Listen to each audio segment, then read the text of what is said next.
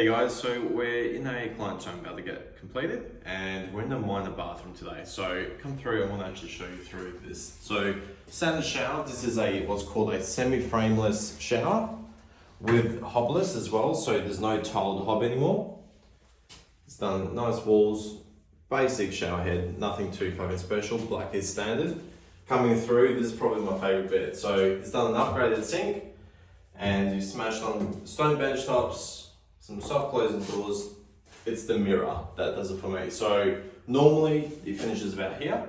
So I tell quite a few clients, if the budget permits, raise the tiling up and then extend the mirror out.